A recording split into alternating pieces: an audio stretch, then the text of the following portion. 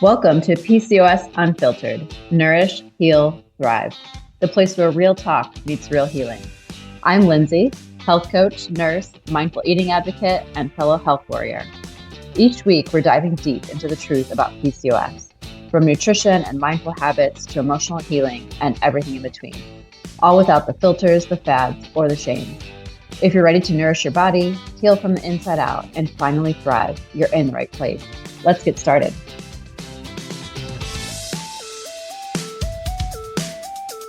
Hey friend, welcome back.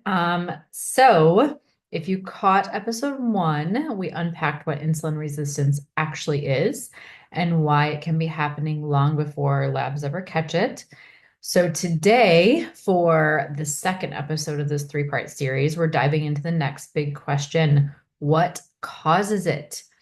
Because spoiler, it's not just about sugar or weight. And if you've ever felt like you were adding in all the right things, but still not getting results, this could be why. So let's get into it. Yes, eating a lot of processed sugar and refined carbs can spike your blood sugar and insulin. And over time, that can wear your system down. But it is not the only thing. In fact, plenty of women with insulin resistance are eating healthy and still struggling. Why is that? I mean, I see this a lot. I'm in some support groups as well, and people get so frustrated because they're doing all the right things. They think they are, but just not seeing any result at all. And this is because insulin resistance is about more than food. It's the sum total of stress, hormones, sleep, movement, environment, your history, lots of things going on there. So let's take a look at each one of those. The first one, chronic stress. This one is huge. When you're under constant stress, and this could be from work, relationships, past trauma, and your diet, your body releases cortisol. And what that cortisol does is it raises your blood sugar to prepare you to fight or flight. Your body doesn't like to be in that state all the time. It shouldn't be in that state all the time. So that means that more insulin is released. And if that cycle keeps repeating, then you got it, insulin resistance. So your nervous system is like a gatekeeper, and it's always, if it's always in fight or flight mode, then your metabolism just simply can't heal. So the second one, poor sleep. One night of poor sleep can make you temporarily insulin resistant. So imagine what happens after days, weeks, months, years of poor sleep. That just adds up over time. And sleep impacts your hunger hormones, your cravings, your blood sugar regulation, everything. So if you're staying up late scrolling, waking up exhausted, getting broken sleep, your body is under way more pressure than you probably even realize.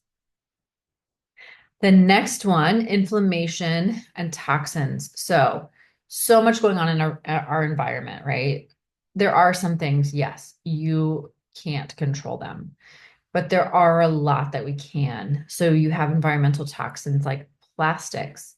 Let's break each of these down a little bit. So plastics, like from a plastic water bottle, for example, there's a lot of those microplastics. I actually heard something recently, they call it nanoplastics that are released because there's that much that gets released into a water bottle, for example. Even like your cutting boards, your plastic cutting boards, those, if you think about it, right, you can see the cut marks on there. So you are probably ingesting some of that at some point. Those are just a couple examples. Pesticides, those are sprayed on our foods. So yes, eating organic all the time can get expensive, but there are definitely a few things that you want to pay attention to. Fruits, for example, if the general rule of thumb is that if you're eating the skin or the whole fruit, like berries, for example, then yes, you want to opt for organic. The other thing with pesticides is that we know it's on a lot of wheat, corn, and soy products. And so the kind of discussion now as well is that it's people that have a gluten intolerance. It may not be the wheat itself, it might be those pesticides like the glyphosate stuff that's being sprayed on those. So, in general, your best bet might be to avoid those. Really look at maybe going gluten free or at least reducing it. That's still a huge win right there. And then, I mean, also just going for, if you still want to have the breads and then pastas and stuff, but maybe look at making your own bread or really just going to like a fresh bakery and getting some fresh stuff like that. Fake hormones or sorry, fake fragrances that can disrupt your hormones as well. So whether that's, a perfume itself, or it could be in your laundry detergent, your hand soaps, anything like that. Any of those fake fragrances can also disrupt your hormones. So all of these things, those plastics that I mentioned, the pesticides, the fake fragrances, they're called endocrine disrupting chemicals, and they mess with how your body processes insulin.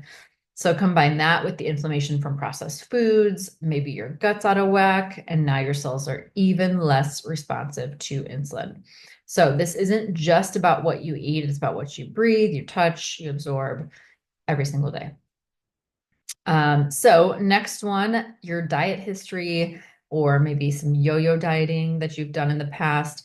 So let's talk about dieting. If you've done, any of them, keto, calorie counting, intermittent fasting, or extreme restriction of any kind, you may have trained your body to become even more insulin resistant. I know, yikes. So why is that? That's because when you restrict too hard, your body feels threatened and it clings to that fat storage because it thinks it needs it for that fight or flight response. And so your metabolism slows down, your stress hormones go up.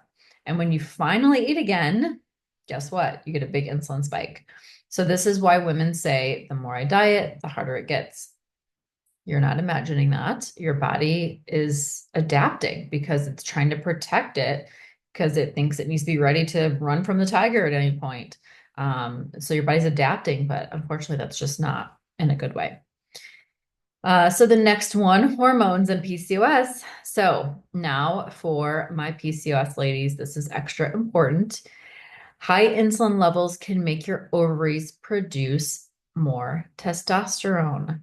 That leads to irregular cycles, acne, hair loss, or growth, and yes, fertility issues.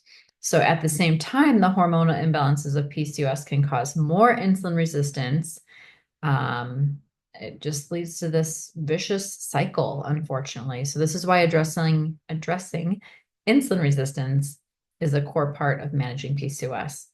It's not just a side note, it is almost the equivalent in a lot of cases. I think I mentioned on the first one, about 70% of women with PCOS are experiencing this. So addressing this is a good foundation to addressing PCOS. Next one. So movement and muscle mass. Your muscles are insulin's best friend. So the more you use them, the more glucose they soak up, even without much insulin. So if you're sedentary or losing muscle over time, your insulin sensitivity goes down. So you don't need to spend hours in the gym. It can be very gentle, anything, just simply walking after meals, gentle strength training. You don't have to go heavy on the weights, yoga, even just stretching. The reality is that a lot of us live in front of our computers now for most of the day. We work remote or we have desk jobs, in front of the computer. So even just getting up to stretch, yes, every hour would be optimal for just a couple minutes.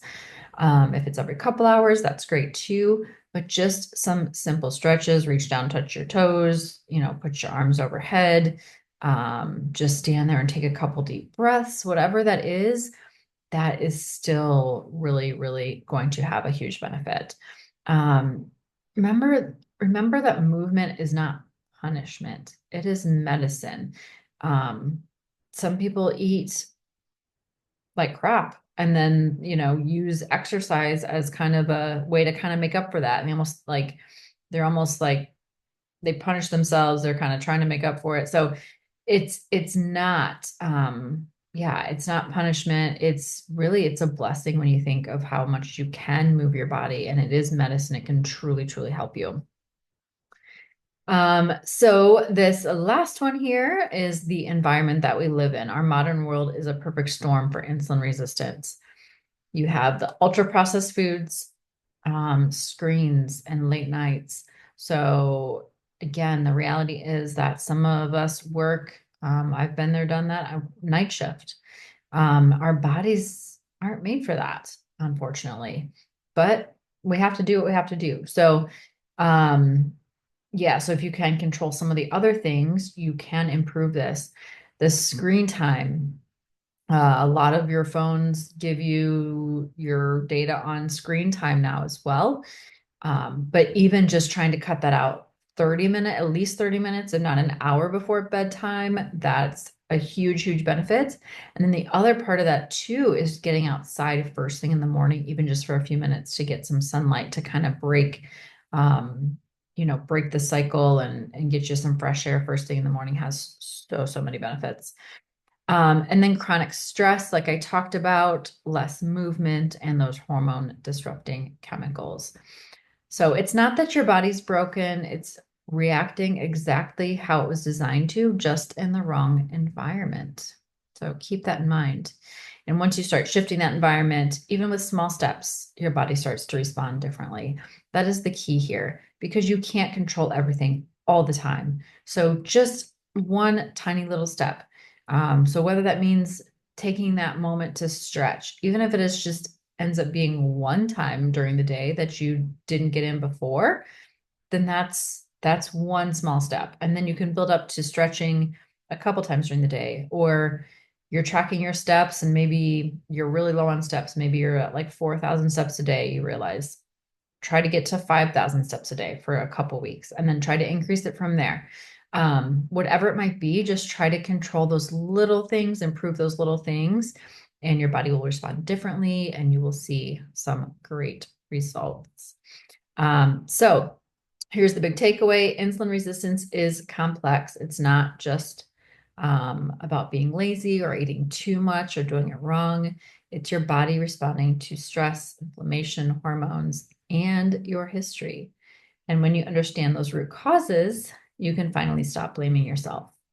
So next week in part 3, we'll talk about why doctors don't catch this, and why isn't fasting insulin a standard test?